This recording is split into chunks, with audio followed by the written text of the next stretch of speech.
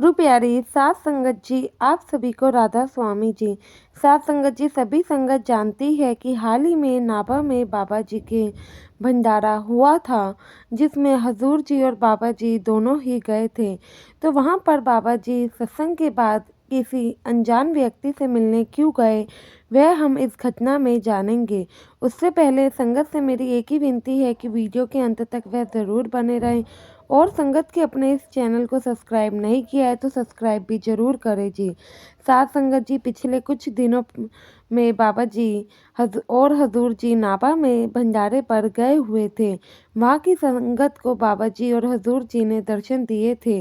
तो जब सत्संग खत्म होने और संगत के दर्शनों के बाद बाबा जी अपनी कोठी में वापस आते हैं, तो एक रात को वह हजूर जी को आवाज़ लगाकर बुलाते हैं। जब हजूर जी बाबा जी के सामने आते हैं तो वह कहते हैं बाबा जी फिर कि हजूर जी, हमें यहाँ पर किसी से मिलने जाना है, लेकिन एक बात का ध्यान रहे कि सिक्योरिटी को इसकी कानो कान खबर नहीं होनी चाहिए। तो हजूर जी पूछते हैं और कहते हैं कि बाबा जी, आप मुझे हजूर जी क्यों बोल रहे हैं? मैं तो आपके लिए बस एक छोटा सा सेवादार हूँ। आप मुझे कम से कम हजूर जी मत बोलिए।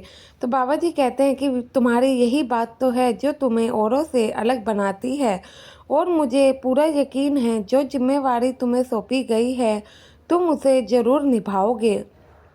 तो साथ संगत जी, बाबा जी के आगे फिर हजूर जी बोलते हैं कि बाबा जी, जो भी करना है सब आपने ही करना है, मेरे में इतनी हिम्मत ताकत कहाँ कि मैं कुछ भी कर पाऊँ। बाबा जी कहते हैं कि बेटा, मैं जानता हूँ जो जिम्मेवारी तुम्हें मिली है तुम उसे निभाओगे भी और अपनी संगत का दिल भी जीतोगे।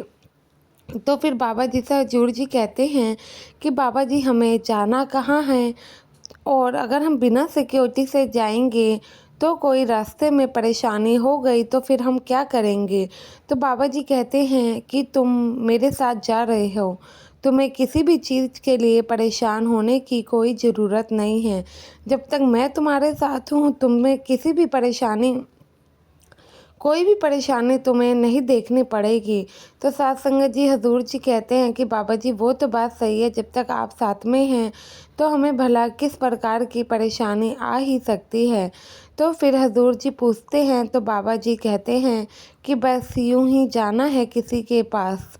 तो साथ संगत जी, बाबा जी अपने ड्राइवर को भी बहाने से कहीं और भेज देते हैं। तो इतने में वह बाबा जी हजूर जी से कहते हैं कि आपको गाड़ी चलानी तो आती है ना? तो हजूर जी मुस्कुराते और कहते हैं कि हाँ बाबा जी, ज़्यादा तो नहीं पर इतनी चला लेता हूँ कि आपको जहाँ जाना है वहाँ तक पहुँचा सकूँ। तो साथ संगत जी, फिर बाबा जी हजूर जी के साथ गाड़ी में बैठकर निकल जाते हैं।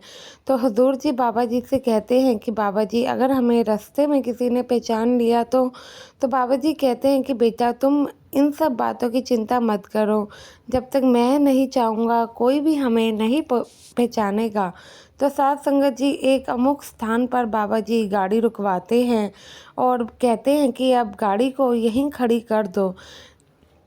वहाँ से बाबा जी कहीं पैदल चल पड़ते हैं। जब बाबा जी पैदल चलते हैं तो हजूर जी भी बाबा जी के पीछे पीछे थे। हजूर जी बाबा जी से कुछ कहने लगते हैं, इतने में बाबा जी कहते हैं कि जो बात करनी है हम वापस आकर करेंगे।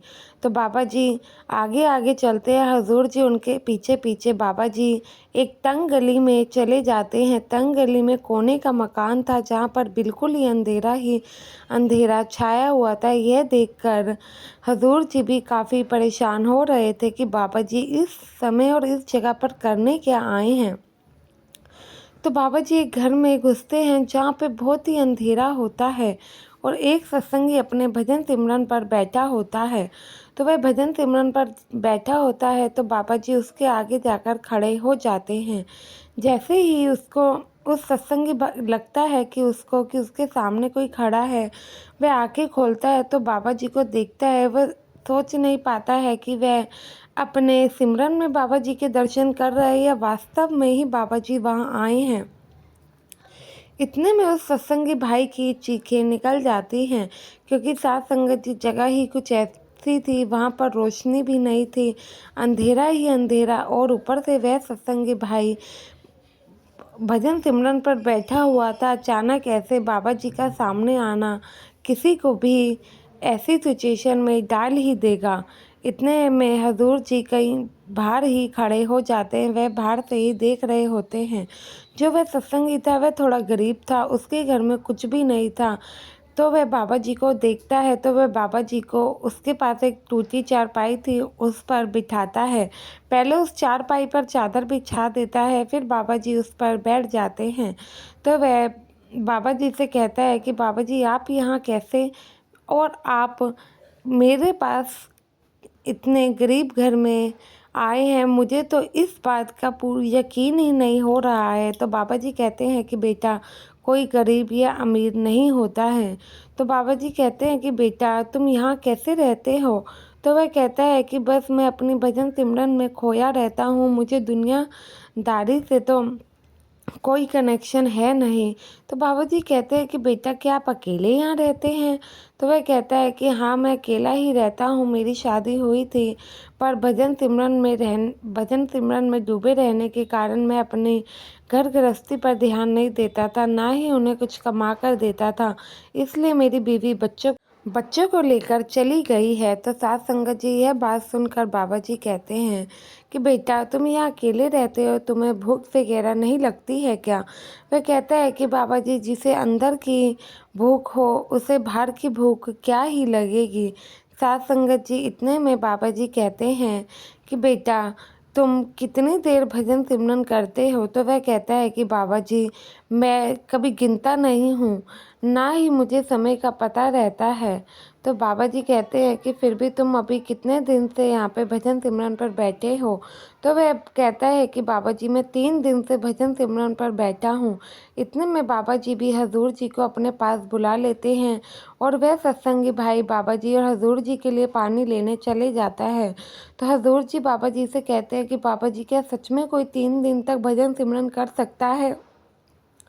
तो बाबा जी कहते हैं कि हाँ बेटा ये पोची हुई रूहें होती हैं जो काफ़ी लंबे समय तक भी भजन सिमरन पर बैठ जाती हैं, पर इनके आगे तो हम कुछ भी नहीं हैं। इन पर देखो मालिक की कितनी दया मेहर है, इसलिए तो मैं ऐसी रूहों के दर्शन कर लेता हूँ कि इन पर मालिक का आशीर्वाद है, इसलिए इनके भजन सिमरन में कितनी तरक्की है। तो वह हजूर जी कहते हैं कि बाबा जी इनके सामने तो हमारा भजन सिमरन कुछ भी नहीं है।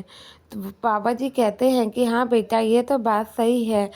तो हजूर जी कहते हैं कि बाबा जी धन्यवाद, आपकी वजह से मुझे भी इतनी प्यारी संगत का दर्शन करने का मौका मिला।